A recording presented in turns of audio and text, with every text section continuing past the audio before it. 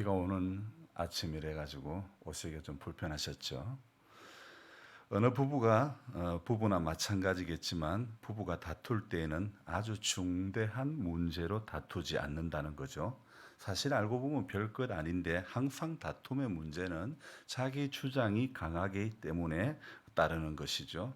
보통의 가정의 경우를 보더라도 음식과 살림에 관련한 것은 남자들이 젬병이고 또 여성분들이 잘하기 마련이고, 외부적인 일과 어떤 물건을 구매하는 방법, 사회생활의 전반적인 부분에 있어서는 결정하고 판단하는 그 일에 대해서는 여성보다 남성들이 더 나은 판단을 한다고 저는 생각합니다. 물론 그렇지 않은 경우도 있기는 하겠지만 일반적으로 그렇다는 말이죠.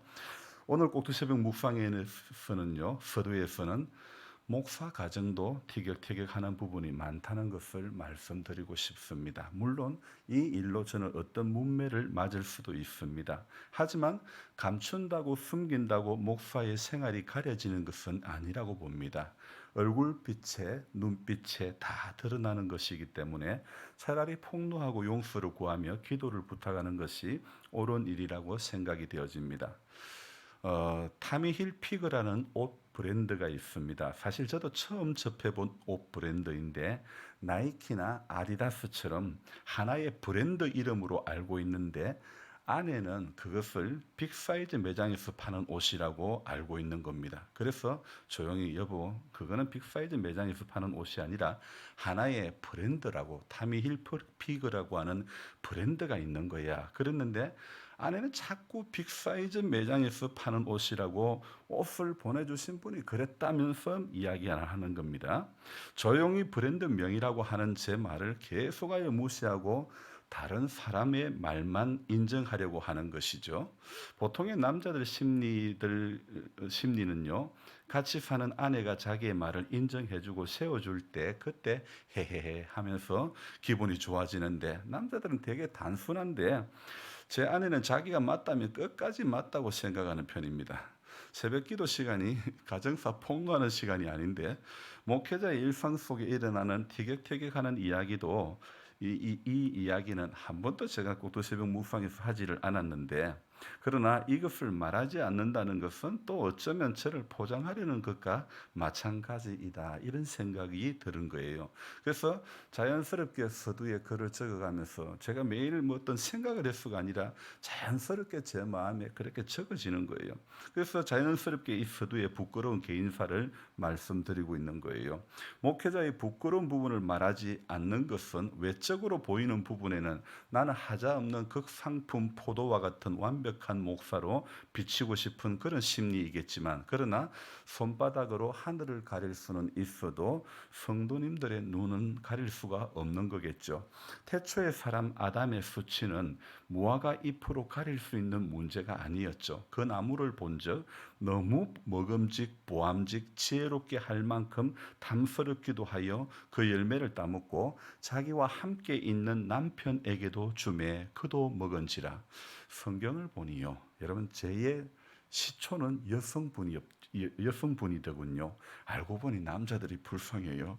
아내가 준 그 나무의 열매를 먹고 나니 눈이 밝아져 자기들이 벗은 줄 알고 무화과 나무 잎을 엮어 치마로 삼았더라 그랬죠.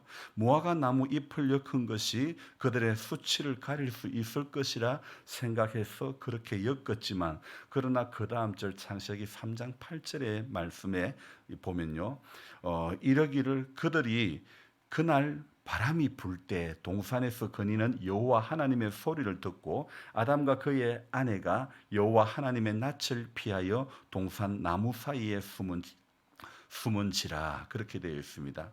그 3장 8절에 시작하는 첫 문장이요, 그들이 그날 바람이 불 때, 자신들은 무화과 나무 잎을 엮어서 완벽한 치마를 엮었다고 생각하였지만, 그러나 그날 바람이 불 때 바람 부는 날이 있다는 거죠. 우리 인생에는, 우리 신앙에는 언제나 바람불이 부는 날이 있음을 알아야 하는 것입니다. 비가 오고 물나며 바람 부딪힐 때 반석 위에 세운 집 무너지지 않네. 잘 짓고 잘 지세 우리 집 잘 지세. 만세 반석 위에다 우리 집 잘 지세. 인생의 바람 부는 날을 위해 우리 모두에게는 하나님의 가죽 옷이 필요한 거죠. 아니, 죄를 지은 태초의 인간에게 왜 하나님께서는 가죽 옷을 지어 입히셨을까요? 가죽이 질겼어요? 가죽이 폼이 났어요? 아닙니다. 가죽 옷을 지으셨다는 것은 하나님께서 친히 짐승을 찢으셨다는 그런 의미가 되는 겁니다. 짐승의 피를 흘려 만드신 은혜의 옷, 죄 용서의 옷, 바로 예수님의 속죄 사역을 예시하는 그런 옷이 된다는 의미도 되겠지요. 바람이 불지 않으면 무화과 나무로도 가릴 수 있을지 몰라도 인생은 너네 할 것 없이 언제든 바람 부는 날이 있기 마련입니다. 이 바람 부는 날 때문에 가죽 옷이 필요한 것이고, 복음이 필요한 것이고, 예수가 필요한 것이고, 말씀이 필요하고, 은혜가 필요한 것이 아닙니까?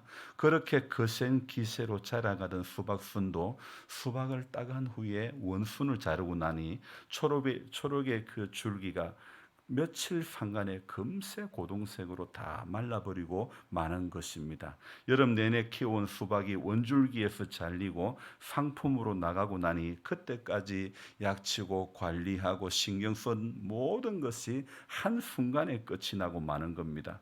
우리도 주님 앞에 설 때까지, 주님 나라에 입성할 때까지 끊임없이 우리 마음밭에 약치고 관리하고 신경을 써야 하는 것이죠. 수박에 약을 치는데 제일 많이 들 때는 35만 9천 원의 약이 들어가는 거예요. 보통 30만 원은 기본이에요. 왜 이렇게 비쌀까요? 가루약 몇 봉지와 물약 몇 견데 비싸도 너무 비싸죠. 왜 이렇게 비싼 돈을 들여서 약을 칩니까? 병충해를 예방하기 위해서죠. 극상품 수박을 만들기 위해서는 끊임없이 이 수박이 팔려 나가기까지는 끊임없이 약을 쳐야 하는 것이죠. 마찬가지로 우리 마음밭에도 끊임없이 약을 쳐야 하는 것이죠. 우리 마음밭에 치는 약은 수박밭에 치는 약값과는 비교가 안 되는 거금이 들어갑니다. 바로 예수 그리스도께서 십자가에 달리시는 거금을 지불하심으로, 찢기시는 희생을 지불하심으로, 피 흘리시고 목마름의 고통을 견뎌내심으로 말미암아 지불되었기 때문이죠.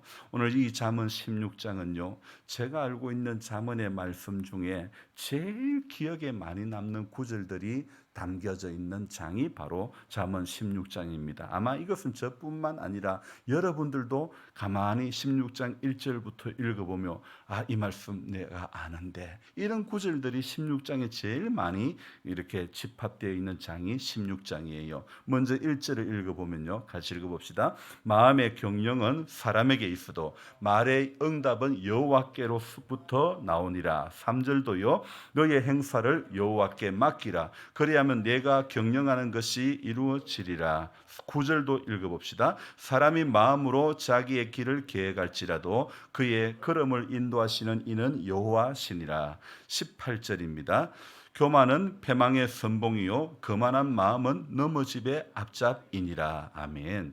여러분 읽어보니까 어떻습니까? 우리 성도님들도 이거 알고 있는 말씀, 우리 잠언 말씀 중에서 제일 기억을 많이 하고 있는 말씀이 바로 이 16장의 말씀인 것 같습니다.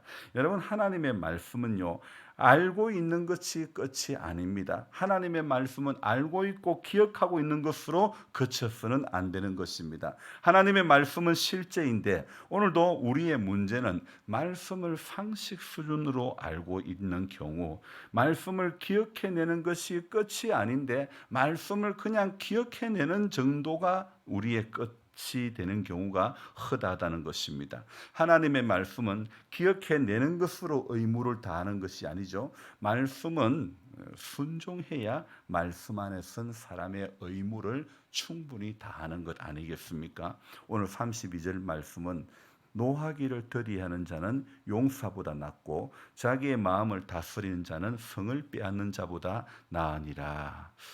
사실 어제 좀 티격태격하다 보니까 이 16장 앞에 말씀 앞에 섰을 때 노하기를 더디하는 자는 용사보다 낫고 자기의 마음을 다스리는 자는 성을 빼앗는 자보다 낫다는 이 말씀이 눈에 들어오는데요.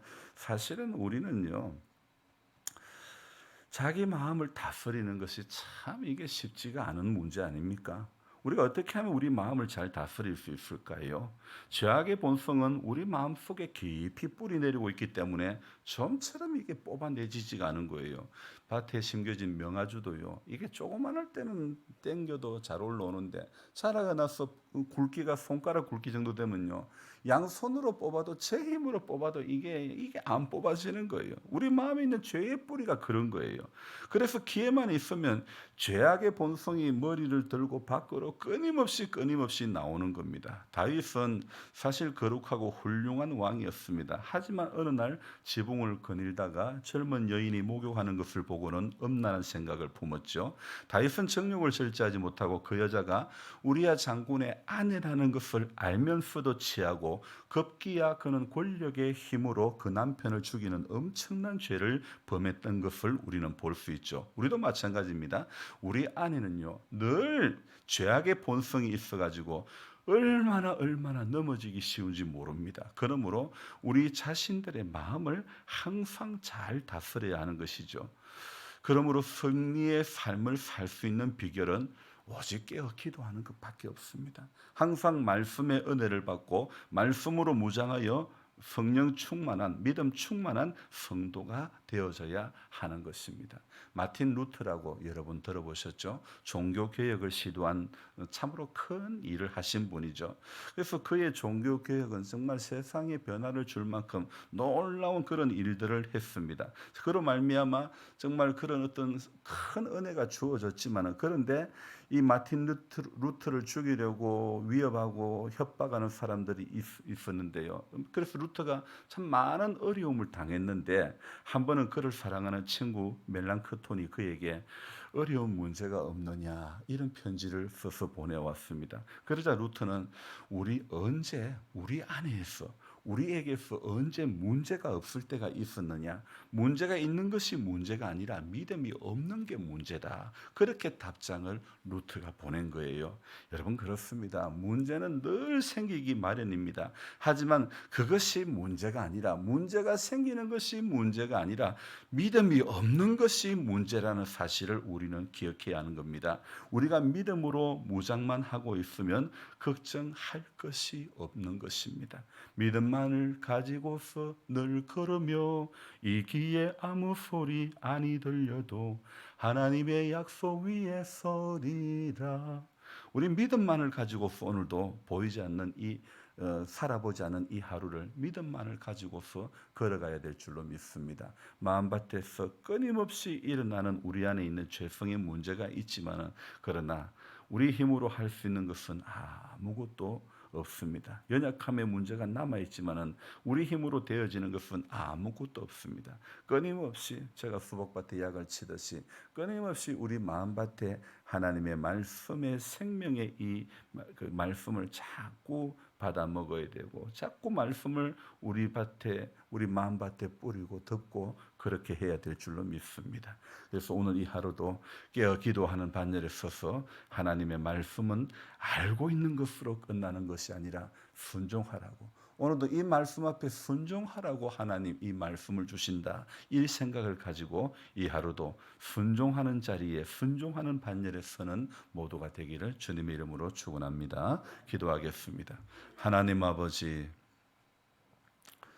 살면서 티격태격하지 않는 사람이 어느 누가 있겠습니까?